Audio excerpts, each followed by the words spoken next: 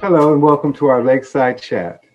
We are David Wofford and Katie Noonan, co-chairs of the Rotary Nature Center Friends. And we're so happy that you can join us tonight.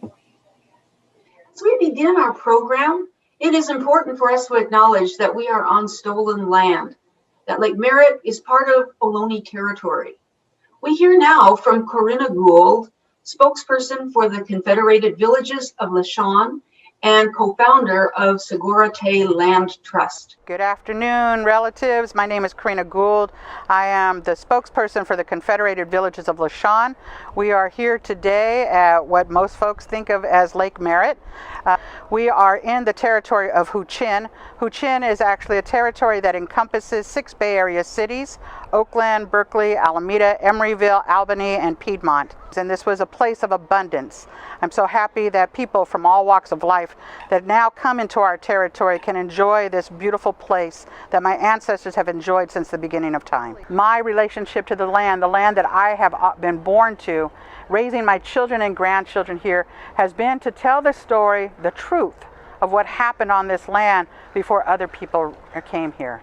I'm hoping that as we begin to learn these lessons of fires in California, the pandemic that's happening, that human beings come back to living in reciprocity with the earth. Thank you, Corinna. So welcome everybody to Lakeside Chat number 51, a early birthday party for a very remarkable human who helped us understand the earth and changed our view of it forever, Charles Darwin. And we are lucky to have a speaker who has been to many of the places that Darwin traveled to and more, and had focused his career on studying the organisms of Earth and in their reciprocity with the geological processes that are going on all the time. And so we want to make sure everybody knows that this is not Darwin's birthday today. Darwin's birthday is on February 12th, and he shares that birthday with Abraham Lincoln, who was born on the same day, just a few hours before or after Charles Darwin was born. And so it's very interesting that these two very influential people came into the world at the same day and a year. So we're lucky to have with us Jere Lipps. Jere, are you with us right now? Yes, I am. Oh, we're so excited. We're in for such a treat. I don't want to go on too long on this one, but I want to let everybody know that our esteemed guest tonight is Jere Lipps, the professor of paleontology with the UC Berkeley Museum of Paleontology, and many, many, many more titles, awards, and to his name, and author of the incredible book about Lake Merritt itself, which is one of our prizes. Just a rich trove of information about our little place on the earth and its relationship to some of the processes of geology and biology. So, Jere, I could go on and say a lot about you. You were actually a Californian, right?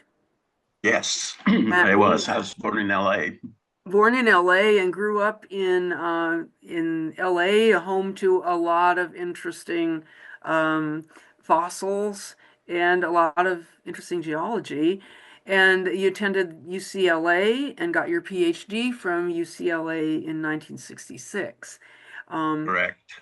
And your work, your love of field work took you all over the world and incorporating so many different ways to study the planet and its inhabitants.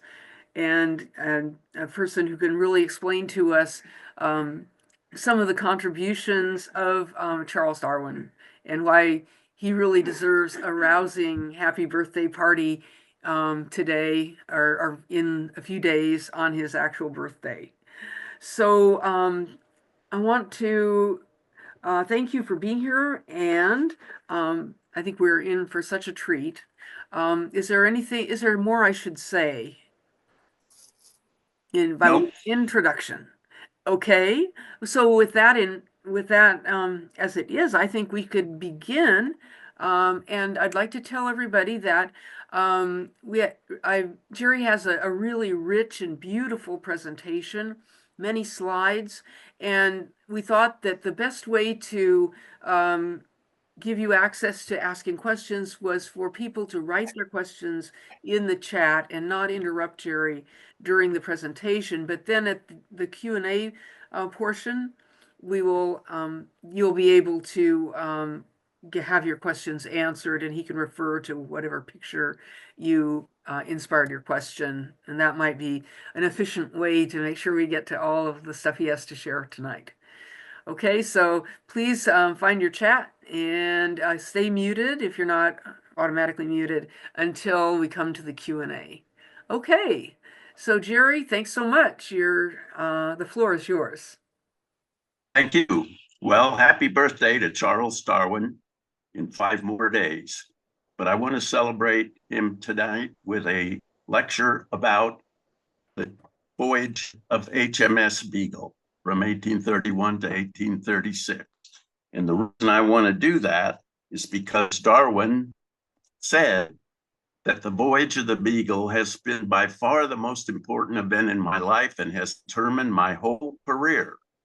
And he spent almost 5 years on the Beagle. Well, it turns out that I have walked in many of the same places that Darwin has walked. Brazil, Montevideo, Argentina, all over that place, Tierra del Fuego, Falkland Islands, Andes, Tahiti, down house, and down London. And so I have taken many pictures. What I'd like to do is each slide has a little bit about history of Charles Darwin and the Beagle, and then another slide will follow it up with what the situation is today, so that we can contrast what it was like when Darwin was there. So Darwin was born in this house called the Mount, which was built by his father in 1801. And Darwin was born in this second-story bedroom, as far as we can tell.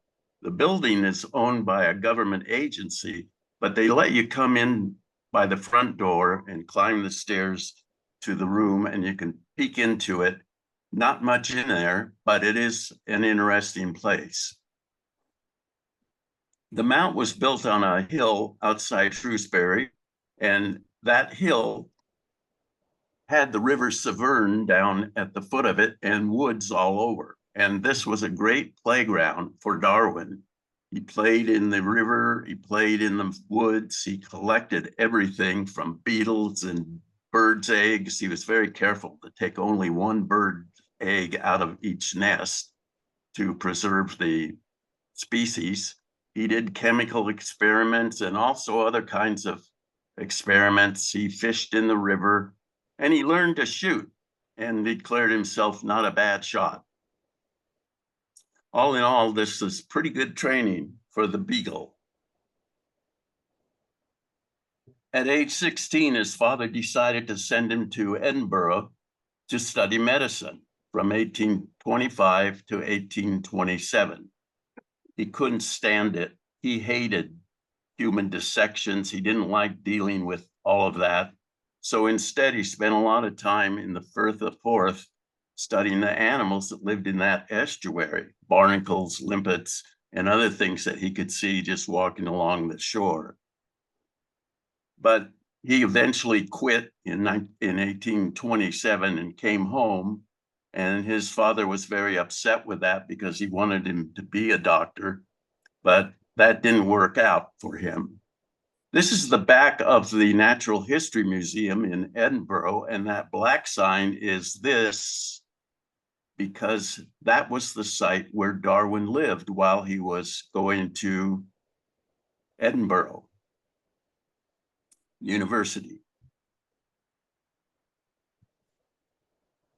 So his father convinced him that he, or ordered him perhaps, should go to Cambridge and get a BA degree in theology. He wanted Darwin to be a priest or a vicar. And there was some debate about what college he should join, and he ended up in Christ Church College. And he had a room in one of the buildings that had a sitting room, a kitchen, and a bedroom. And out the back window, he could see this court, the Bath Court.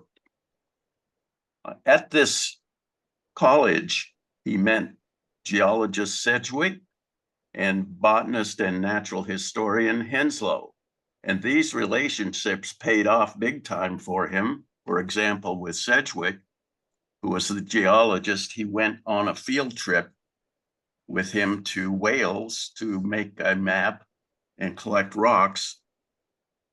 And after 7 days, Sedgwick left, and Darwin stayed on to continue the work in Wales. When he arrived back home, he had a letter from Captain Fitzroy about a cruise that was coming up and that he was planning, Fitzroy was planning. This was the second voyage of this Beagle with himself as captain, Robert Fitzroy. This first voyage was to do mapping, hydrographic mapping in the Tierra del Fuego region.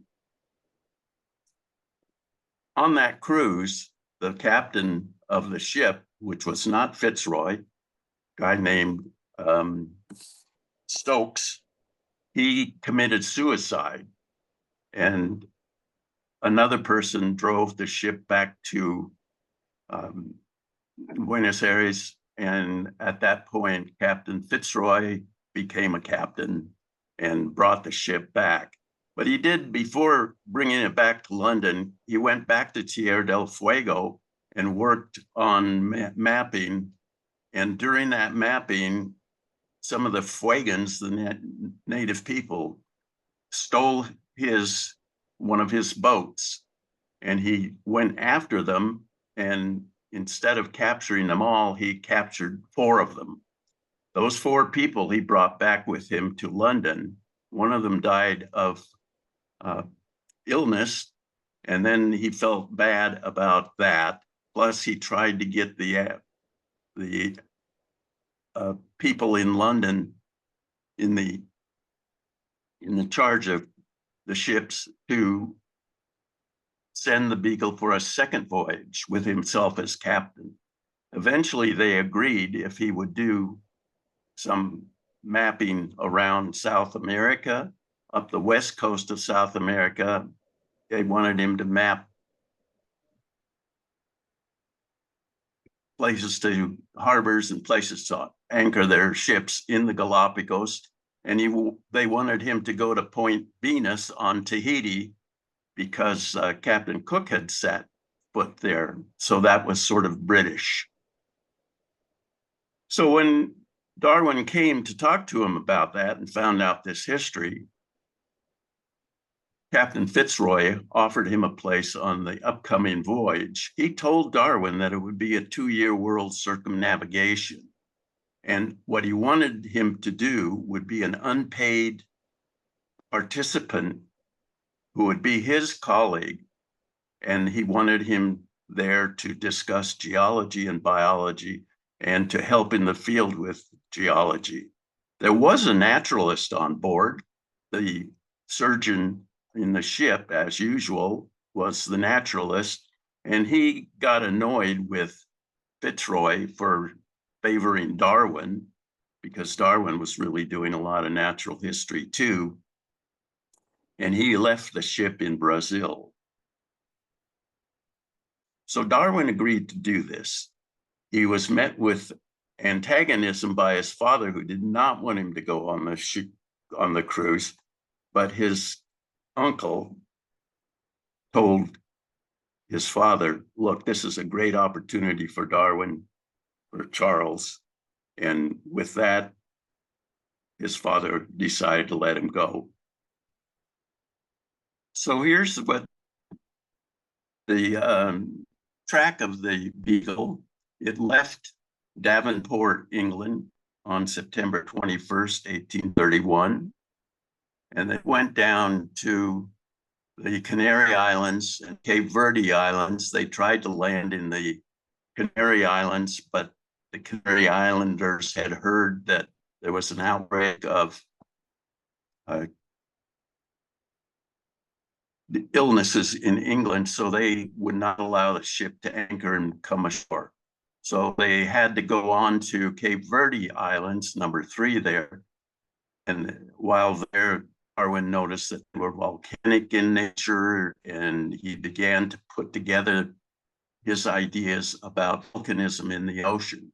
And then they went on down to Brazil, where Darwin initially encountered plantations there that had slaves. He was horrified by that and couldn't wait to get out of there, really.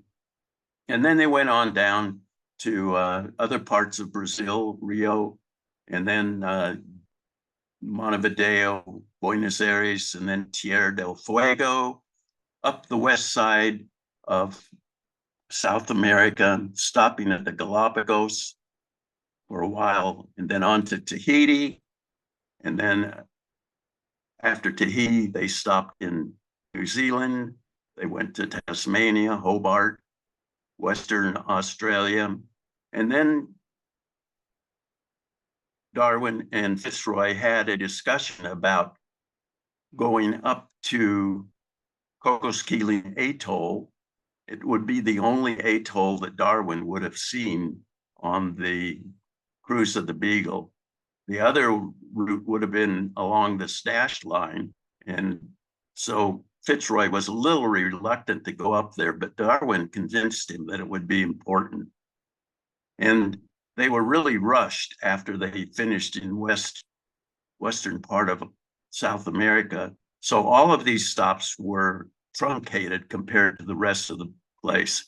And then they finished the cruise, stopping at a couple islands in the Atlantic, back to Brazil to do some more mapping, finish up the job, and then up to, again, Cape Verde Islands, and then to the Azores, and back to Falmouth in London. So that's what I'm going to talk about. And I'd like to point out that this trip lasted 1,741 days. That means that for each minute of talk, they went 30 days.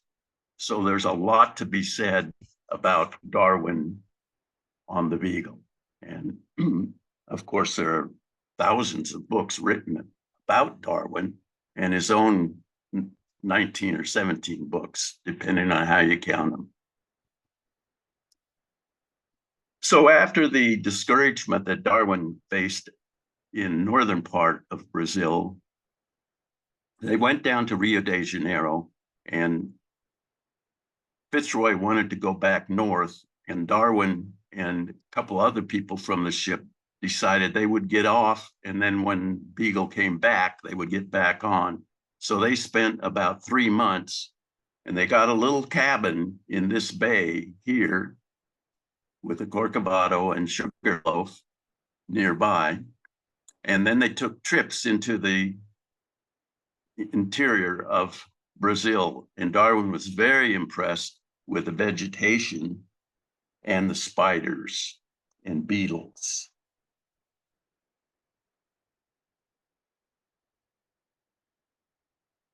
From there, they went south to Bahia Blanca in Australia, in Argentina. And Bahia Blanca is a big bay. And at Punta Alto, Darwin was able to go ashore there and dig for fossils. He saw big bones sticking out of the sediment. So he decided to dig out those bones. And it turns out that they were the bones of a giant ground sloth and this big, what is that kind of animal we have tiny? Anyway, you know what I'm talking about. Yeah, armadillo, right? Armadillo, yeah, how come I can't think of that? That's because I was just thinking that you need something to compare this giant ground sloth. So here's one from Rancho La Brea holding me, and you can see that they truly are huge for a sloth, but they were very common in South America. And interestingly, the bones that he collected still had matrix on them. And he realized that when he got back to London. And so Darwin sent the material from the bones to a German scientist to study the diatoms and to a London person to study the foraminifera. And the report on both the diatoms and foraminifera were that these were common organisms in the modern fauna and flora of the Atlantic Ocean. So Darwin knew that these big Pleistocene things were young. And then they went down further onto the Pampas, where we can take a short-term look at what they ate. The Beagle crew had to eat off of the land, so they ate a guanaco or two, some puma, rheas, tortoises, iguanas. They even ate rotten birds that they found on the beach. Darwin was fascinated with guanacos, particularly with the characteristic that they had that they all pooped in one space. And this space here, I measured it as 9 feet across. So there was a lot of guanacos putting a lot of poop in the same spot. Why they do that, I don't know. And Darwin speculated about that as well, but had no good ideas. He thought guanacos were not too bad eating. While on the Pampas, Darwin he shot a condor, which I presume was brought back and must be in a museum someplace. They visited the Falkland Islands twice. And the first time I went down here to Berkeley Sound and Port Stanley, and the Admiralty wanted Fitzroy to pick places where anchorages could be made in the Falkland Islands, which they claimed. And as you probably realize, Argentina also claimed it and renamed it, of course, the Malvinas, Islas Malvinas. And you may remember that in 1982, there was a 2 or 3 month war between the Argentine people and the British. Argentina invaded the Falkland Islands, and the British responded by sending troops down by ferry boats. And they came with all of their warplanes and their warships. And 255 British were killed, and 655 Argentines and 3 Falklanders, which were British, were killed as well in that war.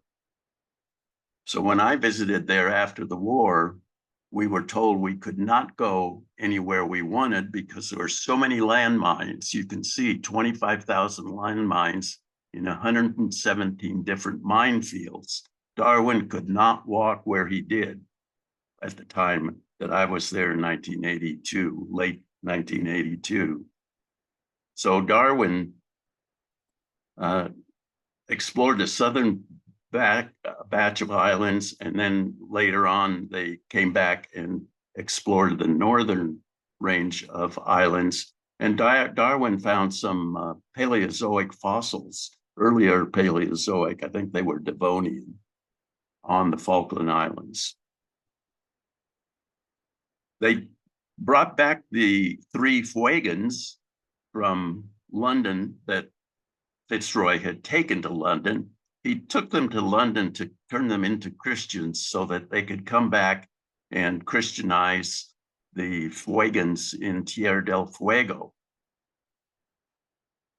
Darwin didn't think too much of these Fuegians. He thought they were very primitive. They ran around, as he said, naked most of the time, although you can see that they also used furry blankets and they built little huts. And Darwin considered them to be the lowest of the civilized people of the world. Well, guess who was the first civilized, most civilized people? The British. France was only 5th. So they explored the Beagle Channel. They went up and down the channel a couple of times, and you can see mountains in the background, some of which were later named for Darwin. There's Mount Darwin and Mount Mendel, and that was a good composition to have Darwin right next to Mendel, because Mendel provided the genetic evidence for Darwin's evolution, or at least started it. So Mount Darwin is the one in the middle, and Mount Mendel is on the right. Then they moved across, they went through the Beagle Channel and came out on the western side of South America, and they went out to the Kronos Archipelago, and Darwin said he couldn't geologize there because the trees were too thick in growth and too thorny to geologize, and that's certainly true. You can see that there's hardly space around the edges of the island, and that was all that you could do, is walk on the intertidal on Kronos. So Darwin didn't get to geologize, and neither did I. At Castro on Isla Chiloé was a small village at the time. This is a picture of it in 1990. And Darwin was impressed that there were Chilenos working in that part of the offshore islands. And he was impressed by island foxes. He had already seen island foxes in the Falklands. And here's another one on Isla Chiloé, which he considered endangered. They went by tidewater glaciers, and these tidewater glaciers, this is Glacier Raphael, and these glaciers nowadays are receding rapidly. You can see here at this glacier where it was in 1989 and in 2000, and even further back now, about 2005, I suppose. And why is that? Well, global warming. All the glaciers are shrinking, whether they're on line or whether they're retreating in the sea. And this retreat is enhanced by calving into the sea. And while we were there in boats in the front here, there was glacial ice calving off constantly. You had to be very careful not to get too close to the calving front. He could also see the volcanoes in the Andes Mountains as they went through the strait between the continent and Chiloé. And they could actually see some of the active volcanoes that occur in that stretch. Nothofagus, the southern beach, creates the growth of forests that impress Darwin and almost everybody else that sees these forests. They are quite impressive. Darwin found a fossil forest, though. He left the ship at the shore in Chile and hiked up the Darwin, up the Andes. And on the trip up, he found this fossil forest, which fascinated Darwin. And in this picture, you can see the impression of the trunk of a tree. And then down at the bottom, the tree trunk is actually semi-petrified there. And this is a shot of a trunk.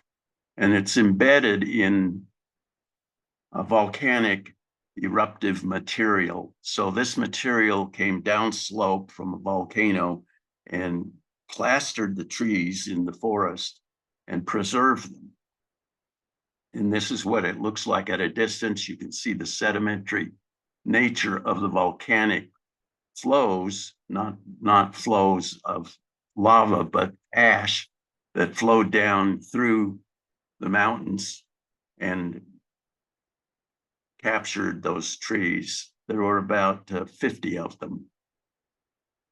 And they celebrate Darwin with this plaque, which is there, erected in 2009 to celebrate Darwin's birthday in 1809 and the Origin of Species, published in 1859. And this was set in the 30th of March in 1835 to celebrate Charles Darwin. Well, they began to realize that they'd been away for 4 years. And so they began to go much quicker than they had before. And when they got to the Galapagos, the Beagle was beset by winds, and it spent 35 days in the Galapagos, but Darwin only had 19 days opportunity on 4 islands. You can see on Isabella, Santiago, San Cristobal, and Floriana. Darwin, as I said, spent 19 days there. I worked on Galapagos 3 different times for a total of 72 days. So Darwin wrote 17 books in his from a basis of his 19 days span in the Galapagos. I never wrote any books, having spent 72 days there, but it was a great place. Darwin didn't think it was great. He thought it was a horrible place. He thought it was too hot. He thought the animals were ugly and they were not very attractive because nothing grew on them, not much anyway. And he was not too happy with it. So he was much happier with the geology that he saw. He saw, for example, this ash cone here of just ash blowing out of this volcano. Here's a layered basaltic lava flow, and incorporated into it is a limestone fossiliferous bed. In the lower left is another view of basalt in a flow, and in the lower right is the remains of an ash flow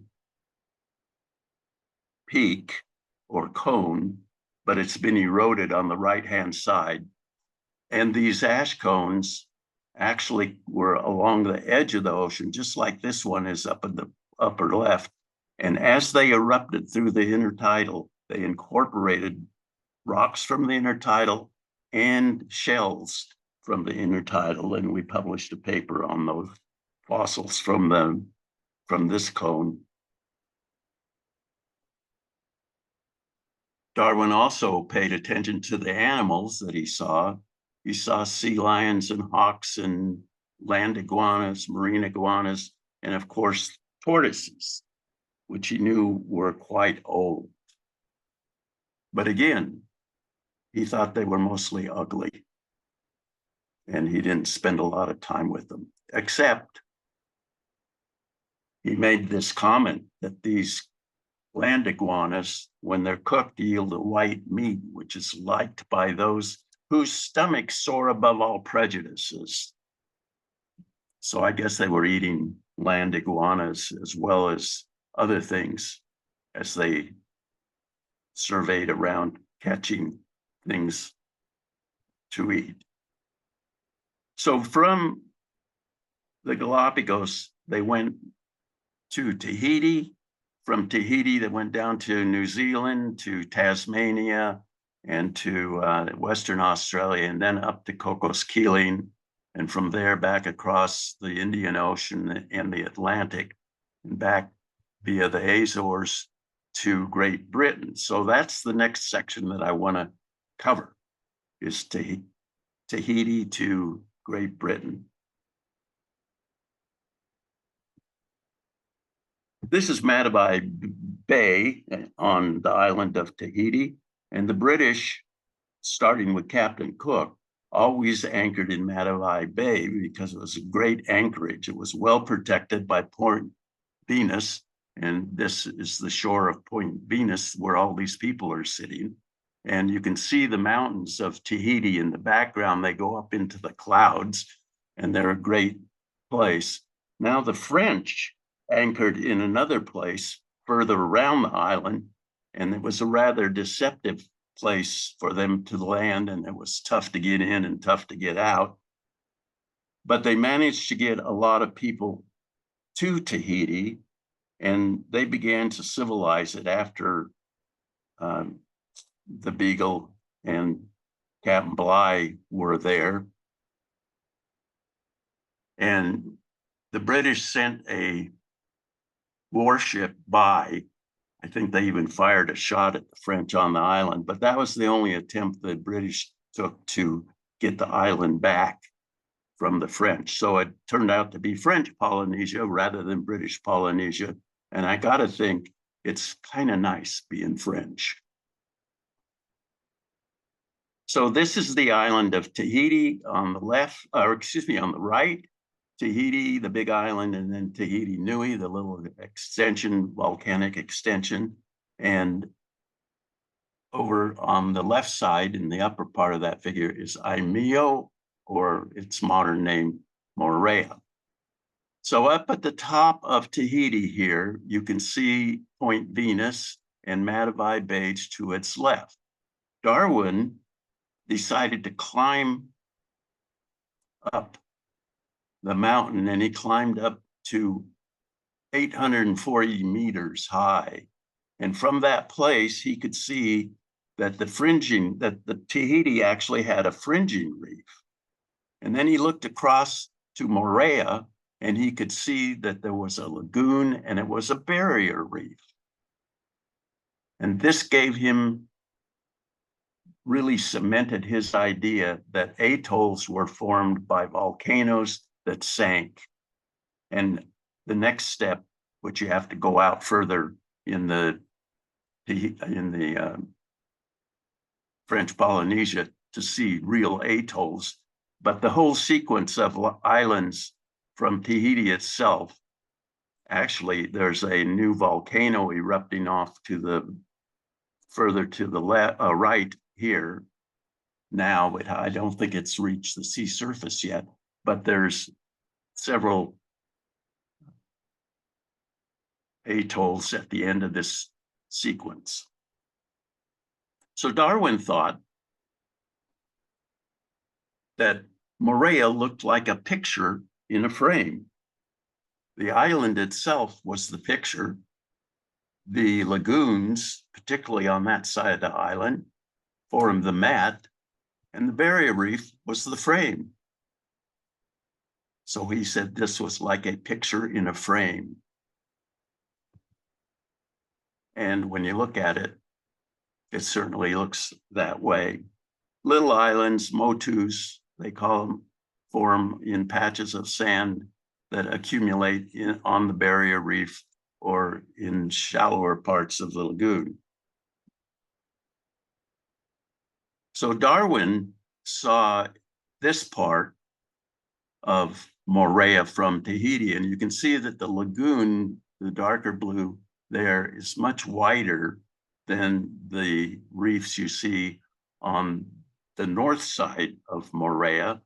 Here's a Punahou Bay and Cook's Bay, and the reefs in some parts, like right in here, are really fringing reefs, and over here, fringing reefs with narrow passages, and then sometimes totally fringing reefs. And Darwin saw this side of the island. Maybe if he'd seen this side, he wouldn't have thought much of it. Who knows? Well, from there, they went to New Zealand, and at New Zealand, they went to a bay, and they looked around. Didn't do very much there because there were plenty of English people there already. They went instead of spending long time in New Zealand over to Port Jackson, which is Sydney today.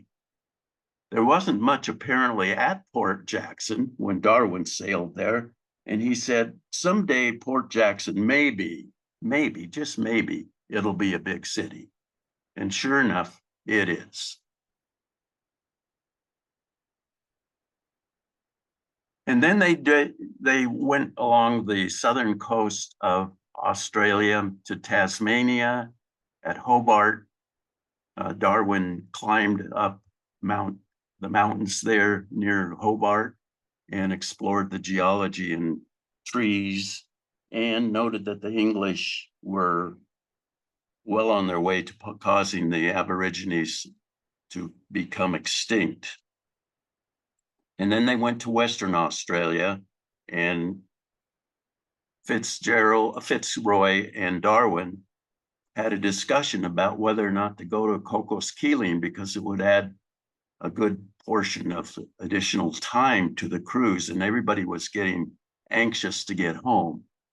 But they knew that Cocos Keeling was an atoll, and that was high on Darwin's list to see the end result of his hypothesis. So far, he hasn't seen any, really.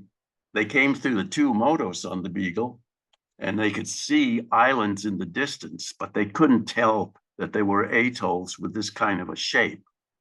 So Darwin wanted to go, and Fitzroy decided that, okay, we'll do that, and we'll do some mapping around that atoll, and then that'll satisfy the Admiralty. So they did that. So they voyaged for 57 months. That's, as I said, 1,741 days. 42 of those months were in South America doing hydrographic survey work. Darwin was 22 when it started and 27 when it ended. And although he's most famous for the work he did in the Galapagos, he only spent 19 days there. He never mentioned evolution. In fact, all the organisms that he collected in the Galapagos, like Darwin's finches, were brought back to London and were studied by other people. The finches, for example, were studied by John Gould, who described them, and they should probably really be called Gould's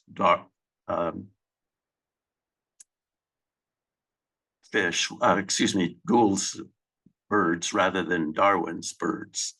And as I said, he thought that the Galapagos were a terrible place.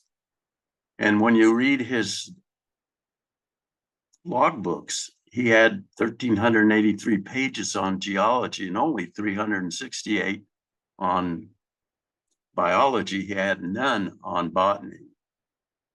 And he was truly a geologist. He was functioning as a geologist. And when he arrived back in London, he became secretary of the Geological Society of London for many years.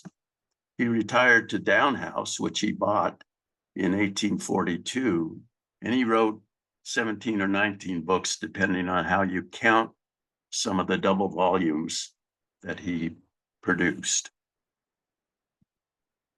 Well, once he got back from the Beagle cruise, he married his first cousin, Emma Wedgwood, of Wedgwood kind of fortune and fame. They had 10 children. They were married in the Mayor Church of St. Peter. And I was fortunate to be able to go there and see where they actually got married. It was a different view of Darwin than I was used to. You know, you get used to him climbing around the Galapagos or Tahiti or the Andes. But here he is, married with 10 children eventually. At Down House, he didn't stop working. This lower picture on the left is the back of Down House. So I'm standing in the yard where he had a garden. And then on the lower right is his study. And you can see he had a table to the right with specimens. He had a globe that he could keep track of where he went. It was the only time he ever left Great Britain. He never left again after his trip on the Beagle. This is a fun experiment. This is the wormstone. And the wormstone was this flat stone with a hole in the center. And the worms would put their castings on the surface of the wormstone. And Darwin, every few days, would weigh the amount of worm leavings. And he concluded in his book on worms, he wrote a book about worms too, that they would bury your house in so many years. Just the worms with their castings could do that.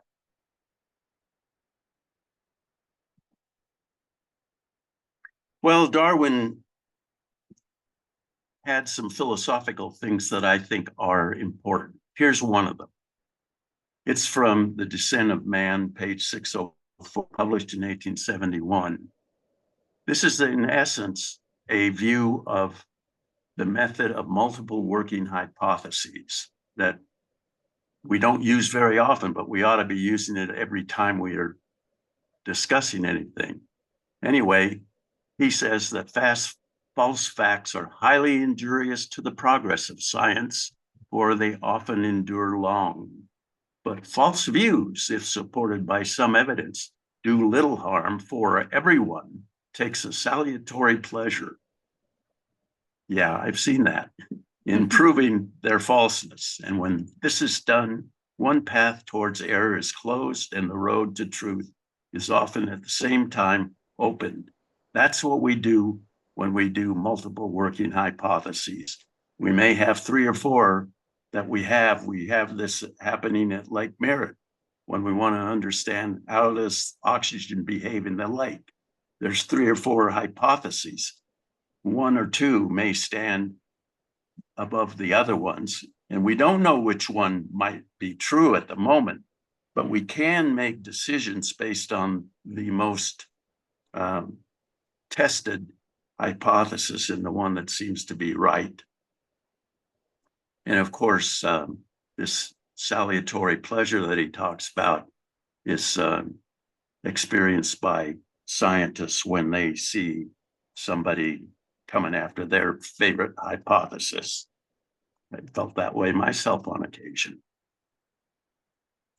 So what was Darwin's genius? Well, he had very broad interests, and you can see a list of them here. He was interested in astronomy. We've talked about his geology, botany, and zoology. He also was interested in anthropology. But what impressed me throughout the voyage of the Beagle, the book that is, was his strong conservative conservationist. He identified alien species whenever he went. He was appalled at sometimes the overharvesting, particularly of tortoises on the Galapagos, because every whaler that went through there would gather up a bunch of tortoises turn them upside down and keep them on the deck, and then they'd have fresh meat for the rest of their voyage. And competition and human impacts. He noted human impacts at Hobart in Tasmania and elsewhere. He noted human impacts. He collected everything and he wrote it all down. He had an understanding of Earth history, although it always wasn't correct. For example, in order to balance the atoll formation, he thought it worked like this, that the Andes went up, and when the Andes went up, the ocean floor went down. And that's when the atolls formed. But that's not what happened. Of course, this is well understood now by plate tectonics. And he had a comparative and integrative approach to things, putting them all together. And he saw most of these things as struggles. And he had time. After he came back from the Beagle, he had 40 years of time just sitting in Downhouse writing books. And I envy him. Time is really valuable. Well, he died in 1882. He was buried in Westminster Abbey, and he had this simple tomb with his name, Charles Robert Darwin, born 12th September 1809, and he died on the 19th of April, 1882. And this has remained sacrosanct.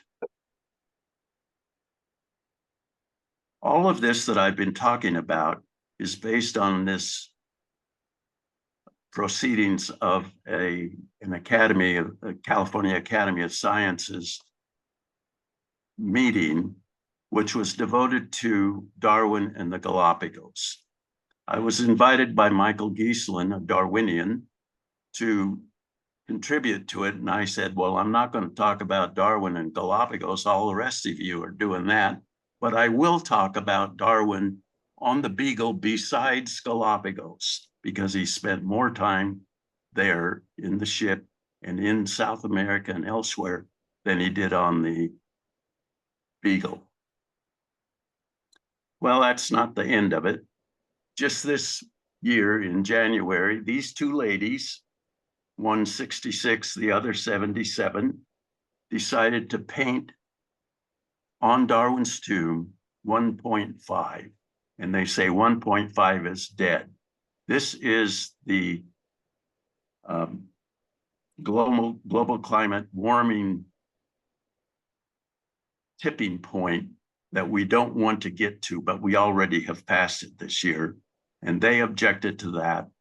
And I thought this was a terrible thing to protest.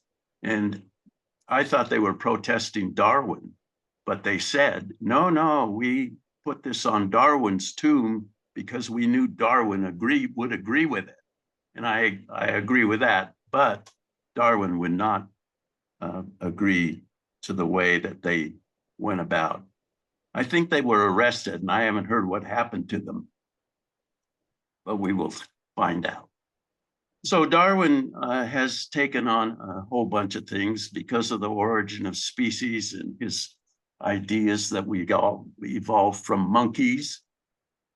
Here's a thing, I think it was from the London Times, of Darwin on a monkey's body. But Darwin is truly a masterful person, and he's been judged one of the 4 most important men. By men, I mean humans. It's Darwin, Marx, and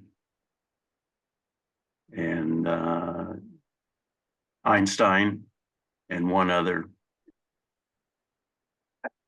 So here he is, the monkey man. So I thank you, viewers and our CN friends, for inviting me to give this celebration for Darwin's birthday. And I especially thank Charles Darwin. He really changed our lives. And changed my life in ways I never thought would happen before I learned about him by walking in his footsteps. And I enjoy, and I hope you have, Darwin's birthday every year on February 12th. That's also Abraham Lincoln's birthday, February 12th, and it's almost Valentine's Day. So thank you again. I do have a list of some of his books here. It takes 3 slides like this. I don't expect you to read them, but if you're interested, we could go back over some of them. I think that some of the interesting ones he spent doing geology early on here in 1842. And then he did a couple of volumes on barnacles. And then he continued his barnacle work. And barnacles are really big, and they're crazy barnacles down in South America. And then he wrote The Origin of Species. He did not think about origins of species or evolution on the Beagle. That took him some time after he came back from the cruise of the Beagle. So that's why I'm not talking about evolution in this lecture. And then he discussed orchids and how they were fertilized by insects. He went on with different sorts of things, variation in animals and plants. The Descent of Man is his second most famous book, published in 1871. And this became an interesting book because of its selection in relationship to sex. And then expression of emotions in man and animals is another famous one. But my favorite one is actually the one at the very bottom, the formation of vegetable mold through the action of worms. And that's the study he did on that worm stone. So thank you very much. Jere, thank you so much. This is we'll share that list in our post chat email out to everyone, in addition to the reference to the Cal Academy volume and everything. That was an inspiring talk, and really appreciate this view that we don't often have of Charles Darwin. So I thank you so much. I know that we're going to have some questions. We're at the end of our 1 hour period, and I would like to ask everyone's patience for about 5 minutes to do our end of our slides, and then will you be able to answer the questions at a little after 8, Jere? Yes. I would like to slip in some exciting developments for Rotary Nature Center friends. We are going to be continuing our science explorations in Lake Merritt. We've recently purchased a professional instrument for measuring water quality. We've been using one on loan from the water boards, and now we're going to be able to use one that belongs to us so that we can allow young people and volunteer adults to test the water in different parts of the lake and get water quality parameters. We're also getting some help from the California Department of Fish and Wildlife to analyze the structures inside the fish that we have collected, the dead fish, including some coded wires that the hatcheries put in with all kinds of information. So we should be getting back information from a small number of fish that had their out-of-hose fins here removed, indicating that they came from a hatchery. We've been following the carcasses that came into the lake in the last month or two and dissecting them with local people. Here's Jere right here looking on, and here's some local middle school students. And so we're on first phase of that, and we're going to be seeking to get the ear bones analyzed in the future, and we'll tell you more about that. Just quickly, Rotary Nature Center Friends is an independent group. We are not part of the Nature Center. We're a 501c3 nonprofit seeking to bring nature and people together in the heart of the city and to steward the nation's first wildlife refuge at Lake Merritt. Our focus is community science and environmental justice, including everyone's access to exploration and service at our local lake. Here's our board. We have a wonderful board of directors. And if you are interested in making a visit to a board meeting or possibly being on our board, are seeking people who might want to join us. But we have educators, scientists, and local local people who are artists, etc., who are helping us out with our programs. Lakeside chats occur every month, and they are rebroadcast by the City of Oakland KTOP TV on the Sunday from 6 to 7 p.m. The first 2 Sundays are old selection of old chats, and then the last 2 will be the chat of the month. So you're also able to look at our recorded chats on our playlist, which will include in our post-chat email. Okay, if you like what we do, please consider giving us a donation. We have big dreams for advancing and expanding our ability to introduce youth and all the people of Oakland to all of the different aspects of Lake Merritt: history, science, and conservation. Coming up, we have Lakeside Chat 52 is going to be a virtual bird walk with Hillary Powers, and that's going to be next in the March one. We'll all be remembering Darwin on the 12th. And then on the 11th of April, we are going to have a salmon biologist come and talk to us about studying salmon in California and trying to get scientific information relating to the recovery and conservation of salmon. Thank you for coming. We want to thank Dr. Lipps and all of our people who are joining us every day to do activities at Lake Merritt. Really appreciate your help. So at this point, I think I will stop my share, and we can open up our floor to questions. Right. Yes. Katie, there's a question from Tony A. How did Alfred Russel Wallace influence Charles Darwin to publish his theory on origin of the species? And were they somewhat rivals, with Russell having a similar theory? And then it was a great talk, Jere. Well, Alfred Wallace worked in the jungles of Indonesia and places like that. And he was, I believe he was a collector, making his living by collecting. But he came up with some of the elements of the theory of evolution by natural selection that Darwin did. And together they communicated, and they eventually wrote a paper together. But I suppose that got Darwin to thinking that he better get on with this thing and get the whole thing published in his book. There's 6 editions of The Origin of Species, and the 4th edition, he begins to change some of his interpretations about how evolution took place.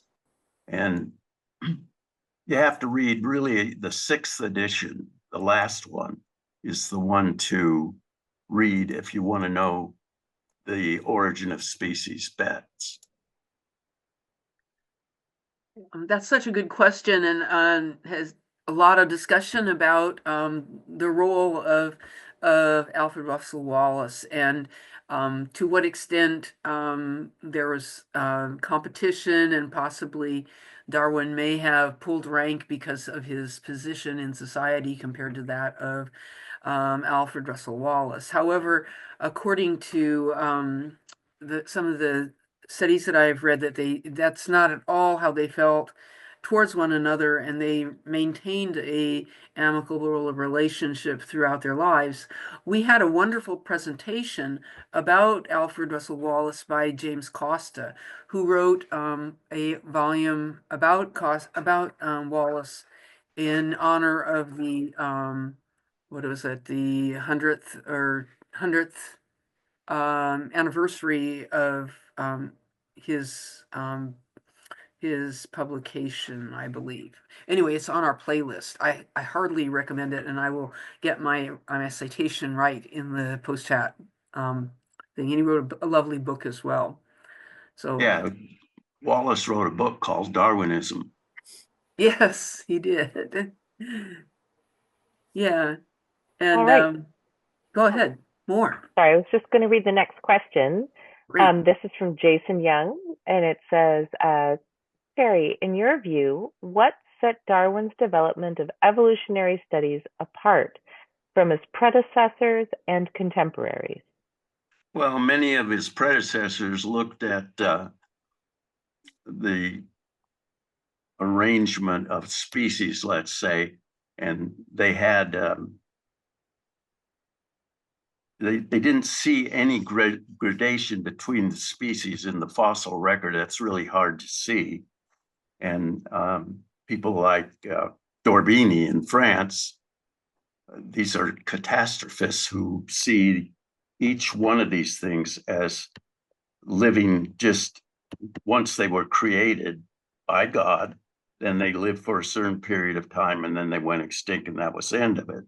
So Darwin was faced and still is faced by creationists who believe the literary interpretation in Genesis. That was one of the biggest setbacks, shall we say, for Darwin. And then the whole idea that we evolved from monkeys.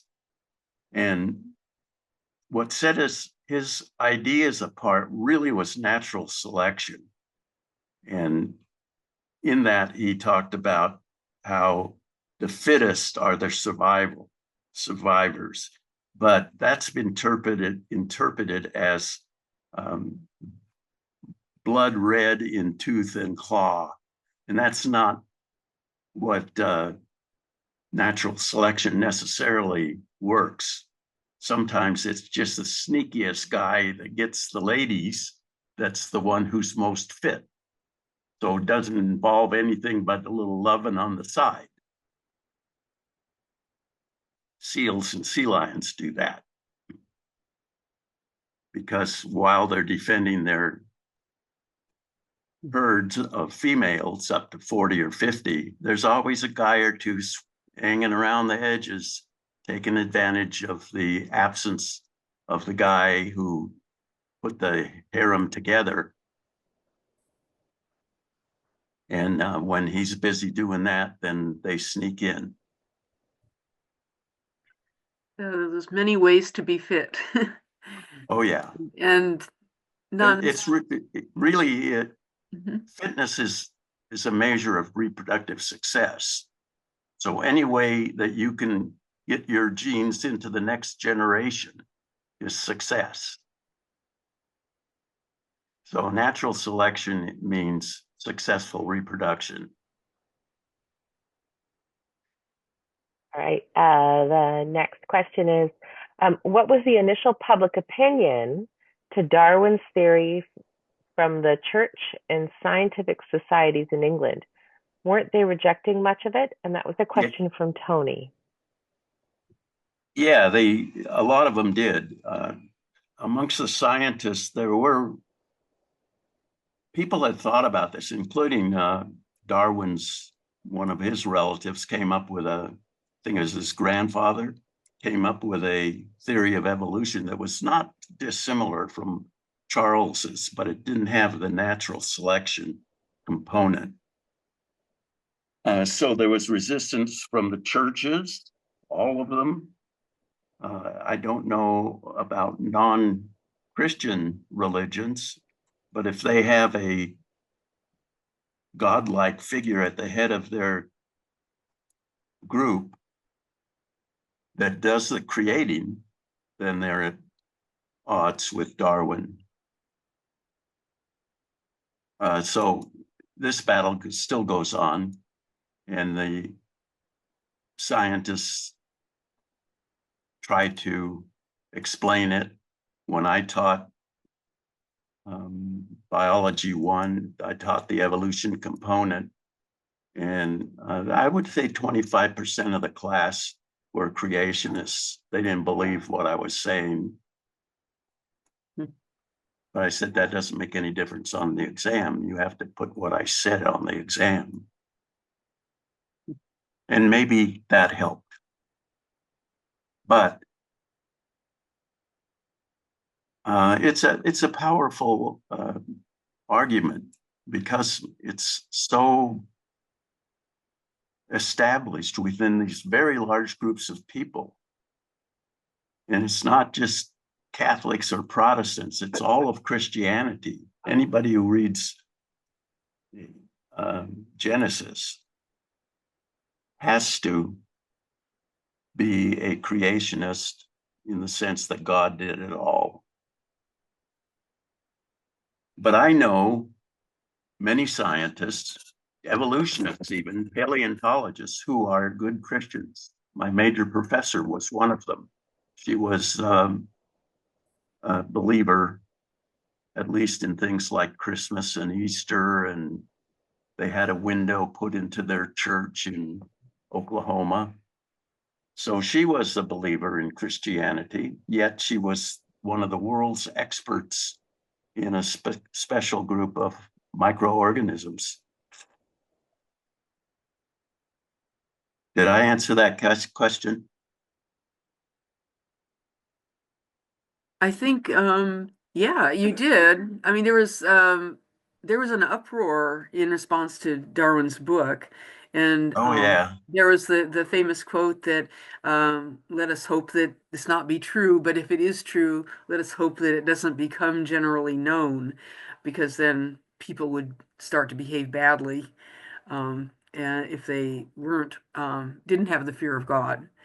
So there's a lot of I think one of the things about is about natural selection is the power of the insight into things that really are very practical to us today, like evolution of diseases, um, pesticide resistance, um, uh, the ways in which different species, invasive species interact with natural species and are embedded in a web of controls or whatever. There's a lot to be explained by that, and I think that when I was teaching, that I said that the state of California really wants you to understand the principle because it is important to your life and to everybody's life, and we really need to understand how this works.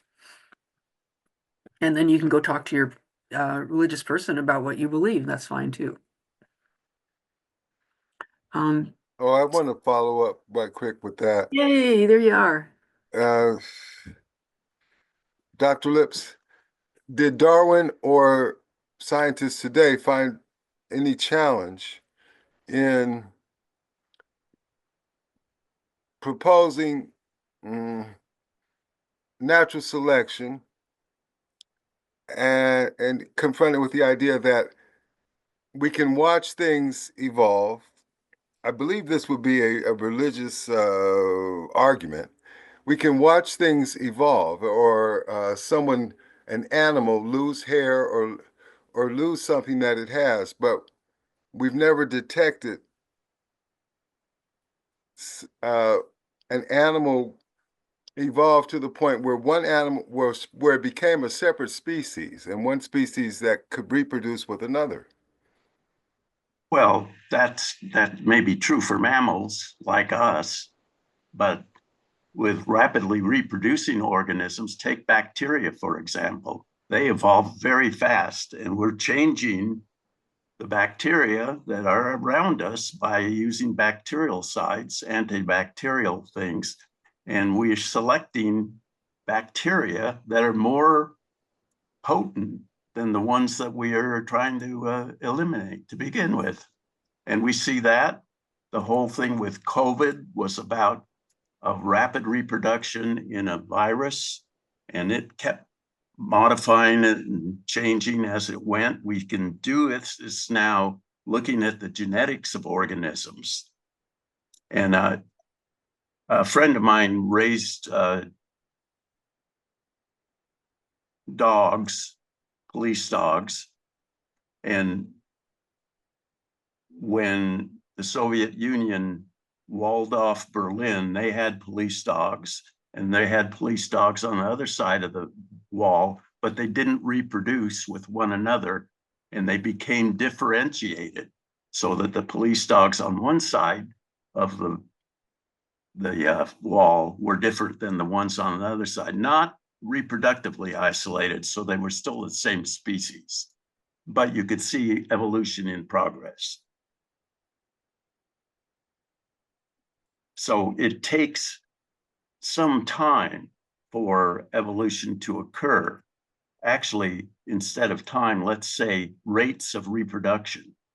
So if you're a fast reproducer, like a bacterium, or a slow reproducer, you can see the bacteria and other rapidly reproducing invertebrates and some mammals evolve. We also have the fossil record that works on our side, at least in certain circumstances. Thanks, David. Yeah.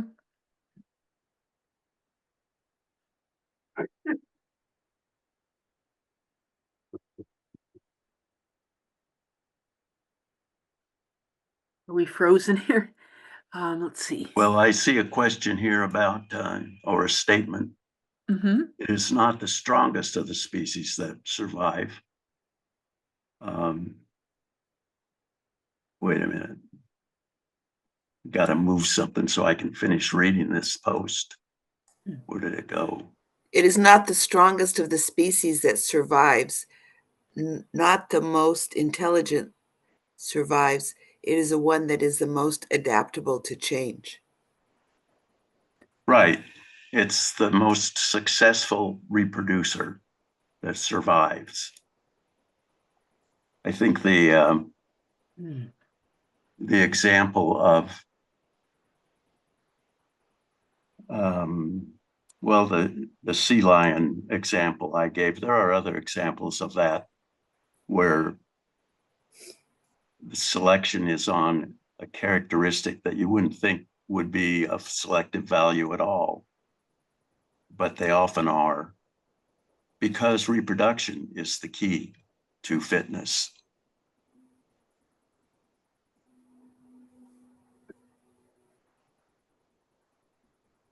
And it kind of depends on how variable your environment is. If it's a very constant environment, you might not need to be really adaptable in order, and it might be more efficient not to be adaptable. Whereas if you have a very complex and changing environment like humans do, it might be adaptability might have a more a bigger reproductive payoff than in another situation. So, but selection occurs on things beside the environment. well, the environment is the context in which selection takes place, and no, not always. Yeah. Sometimes it's behavior. Well, behavior is the interaction between the organism and the environment. A social environment, the social context is part of the environment of the individual. Well, yeah, in the big sense of it. Very important in humans, probably the most influential selective force in humans. Probably. That's a fascinating area. And I'd like to mention that sympatric speciation that David was talking about, has that ever been seen? And yes, it has been seen in insects. And I think that's been carried out in worms or something like that in laboratories with highly divergent selection regimes. So it's it is something, and then there are different mechanisms in which you might achieve reproductive isolation or effective reproductive isolation. Yeah, one example is timing. For Mhm. example, Yeah. sympatric speciation means geographically. So if two organisms are living in the same environment, but they reproduce in the spring for one and in the fall for the other, they're reproductively isolated, even though it's the same geographical environment. Yeah. So anyway, there's many ways that selection operates, and that keeps a lot of biologists alive, studying all that stuff. Which intrigues me about the salmon because Well, ironically, it keeps all of us alive. Okay. Mm-hmm. Well, I was just thinking about scientists getting worked up about something. We do get worked up. Have to be careful about that. Jere, I mean, it's the process itself that, fuels life and keeps us all alive. Right. Anyway, I didn't talk about evolution in this lecture because it wasn't part of what happened on the Beagle. So here's a question about how did Fitzroy know about Darwin to invite him on the voyage? Well, he was recommended to Fitzroy, I think possibly by one of the instructors that Darwin had. And of course, Darwin's uncle was always promoting him as a great guy. I forgot. In my paper, but I don't remember it all. Yeah, Wedgwood guy. One of the things, interests of Darwin related to evolution or change, and geology is the insights of Charles Lyell that were being discussed and tested and whatever at the time Darwin was coming of age and getting involved in activities with other scientists. And the idea that the Earth was not very old, that the processes that we see today are the processes that could account for the changes that we see in the Earth. And one thing that I remember was when he was in Chile, I think it was, there was a big earthquake that caused immense change in the land. And it was, it was like in an instant. And it was a good example of how, the Earth is not fixed and that some of the processes are slow and some of them are quite fast and can be, really powerful. So looking at the change, the Earth has wasn't created at one particular time and stayed the same forever. It is subject to change through these uniform processes that are going on all the time. That was something that was being absorbed. And then when you think about living things, it seems possible then to entertain that they can change. Well, you have to remember that people didn't think that the Earth was very old. I mean, a few people thought it might be millions of years old, and they couldn't measure how old it was until they got radiometric ways to do it. Uranium to lead has a half-life of 4.5 billion years or something. On the other hand, carbon is only 55,000 20 years in half-life, and some isotopes are just a few seconds in their half-lives. So once they established how that worked, which was around 1900, then they began to get good dates on, and it's just a matter of finding older and older rocks. So we now know that the Earth is around 4.66 billion years old from the time it started to coagulate And we can tell that by measuring the oldest rocks on Earth, which are not that old, but you need to have a little bit of time before the oldest rocks. And then looking at meteorites, and all of which, and some lunar rocks that date around 4.5 or 4.6 billion years. So there's a lot of evidence about it's actually the age of the solar system.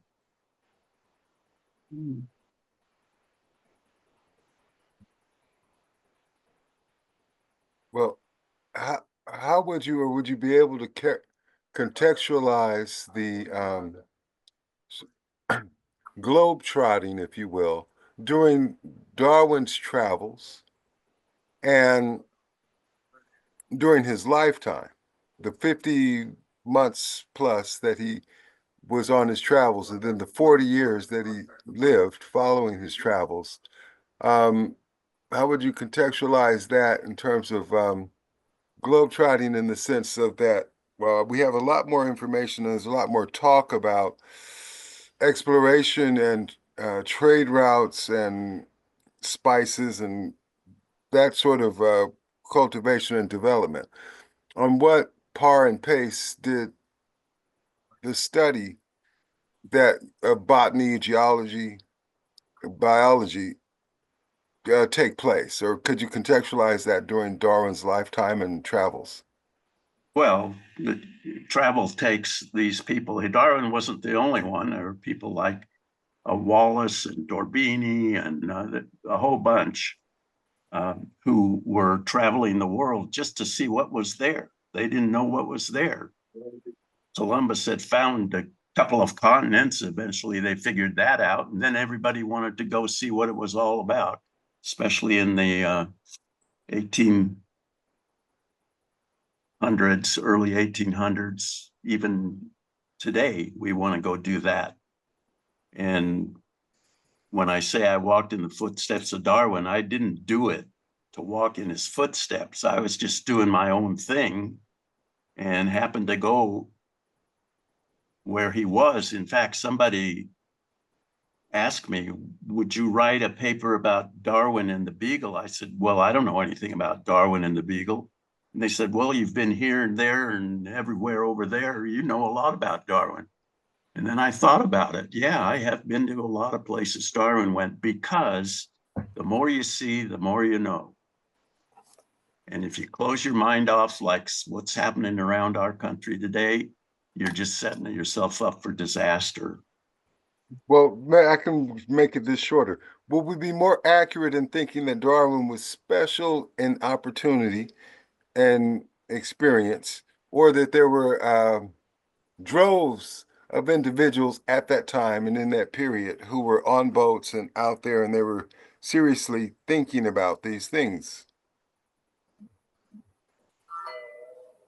Well, Darwin didn't think about, he thought about things as he went along. For example, when he looked at the Andes, and he knew that they were relatively young mountains because they were hardly eroded at all. And he knew they were going up because of the earthquake that he experienced in Chile. So here was a mechanism, he thought, that would drive atoll formation. But of course, it's wrong. But he was right that the seafloor, or the volcanoes on which coral reefs form atolls, were submerging and eroding so that the corals could make a ring when they grew up. The accuracy of that whole thing is intruded upon by sea level rise and fall in the last 20,000 years. So sea level was 120 meters lower than it is today, just 13,000 years ago. And we see reefs that are older than that. And there's a lot more to be done with how Uh, that it, it, kind it of just thing interacted. it just seems to me that there was a quantifiable method to the madness. There were other people on the boat with Darwin experiencing the same earthquake who would not maybe have come away thinking the kinds of ideas about atolls that he did. And so there seems to be a deeper, broader background coming out of the universities that he studied at and the universities that others were studying at, and that there was sort of a bent towards the production of this type of attitude, this type of exploration at Well, that point in time. well, you got to remember that most of the men on the Beagle were not educated. Some of them couldn't even read and write. They were seamen, the majority of them on the ship. And so there was Darwin, Fitzroy, Darwin's partner, and maybe a couple other people. Well, the other naturalist, the surgeon, he bailed. So I don't think that the other people have enough background to appreciate this sort of thing. And you see that all the time. I mean, we see it in college students when they all of a sudden can put something together that we were talking about, and all of a sudden they have a light that lights up in their mind because they learned something. So learning is a big part of it. That's what keeps me going, is it's fun to learn. Well, So although I'm retired, I still do it because it's a lifestyle. yes, I mean, Jerry, you're still out there in Baja doing field work, right? Yeah, You're still out there working. Katie, did mostly we catch I Rupert's don't get out of question? the car much. Uh-huh. Oh, there are Well, things that make it easier in the present day, but it's all.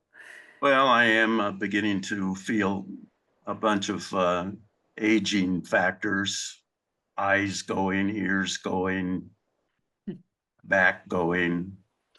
Mm.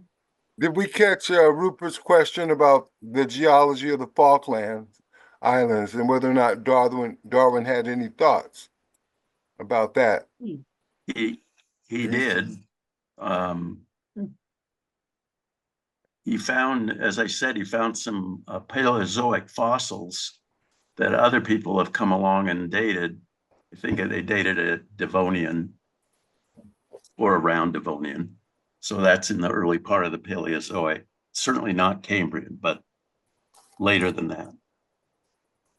And he actually, if you look at that map of the Falklands, all the bays are big canyons because they were glaciated at one time. So these are really fjords cut by glaciers. And he never recognized that. But he did recognize that there were lines of big rocks that he said must have been deposited by glaciers along a certain track. And these trackways of boulders were an enigma to people, and he figured it out. I should say that he had, to go back to your Charles Lyell, he had volume 1 of Lyell's geology book with him on the Beagle. And he asked, I think it was his brother or another person, to send him volume 2 when it came out, which he did. So he had both volumes eventually. Yes, we have this, but this question from Rupert is querying whether or not Darwin could have been on the track of understanding plate tectonics. I don't think so. Okay, thank you. I mean, we didn't know enough about world geology at the time. And once they mapped all the faults and in particular seafloor spreading, then they had to have figure that out. How do you spread the seafloor and where does it come from? And pretty soon, very rapidly, we went from that observation of seafloor spreading to plate tectonics took about 3 years of publications. And finally, the term plate tectonics came out and people started mapping the plates. And now we know that there are many, many mini plates and many big plates. And that's what the Andes are. One edge of the American plate, or South American plate, and it's subducting the oceanic plate coming from the west. Maybe we'll have that for a future talk. Well, perhaps yeah, that's a whole nother talk. We'll get Andrew Aldeners. So this has been great. Yeah. So we're reaching the time when we usually wrap up, and I want to thank everybody for coming. And last thoughts, and of course, thank you. We should all give Jere a round of applause for a wonderful, wonderful presentation. So refreshing, and so much we learned tonight. It's really beautiful.